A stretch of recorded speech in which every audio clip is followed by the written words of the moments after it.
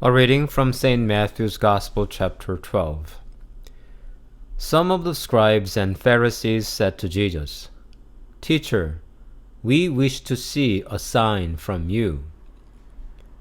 But Jesus answered them, "An evil and adulterous generation asks for a sign, but no sign will be given to it except the sign of the prophet Jonah.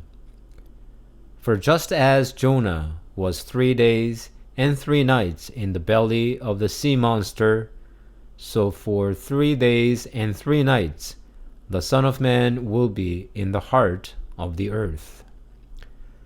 The people of Nineveh will rise up at the judgment with this generation and condemn it, because they repented at the proclamation of Jonah, and see, something greater than Jonah is here. The Queen of the South will rise up at the judgment with this generation and condemn it, because she came from the ends of the earth to listen to the wisdom of Solomon. And see, something greater than Solomon is here."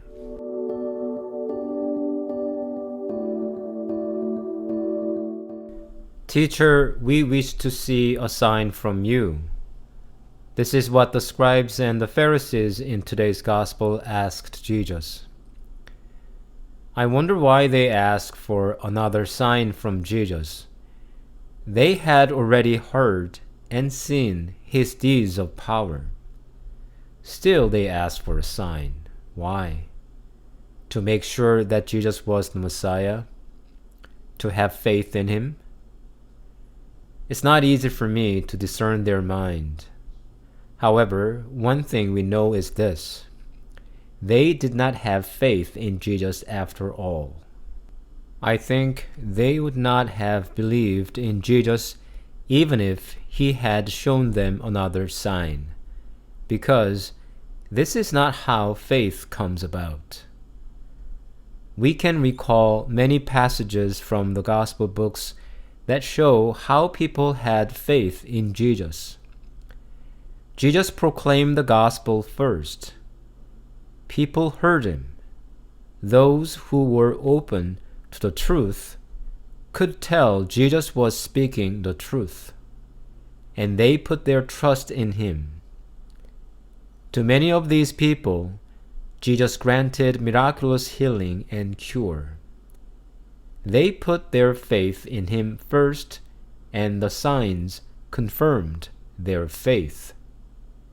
It was not signs that brought about their faith. How many times did Jesus tell people, "Have faith," before he showed his deeds of power? Nevertheless, today Jesus promises he will give a sign, the sign of the prophet Jonah. This is the ultimate sign of his identity. It is his death and resurrection. Whoever looks for the ultimate meaning of life will recognize this sign, because this will be the ultimate answer for human existence. But the passion and resurrection will simply convert people? I don't think so. Signs are meaningful to those who understand their meanings and to those who look for them. This is why we still need to preach the gospel of Christ. There are still people who look for the truth. Christians bear the privilege and duty to preach the gospel.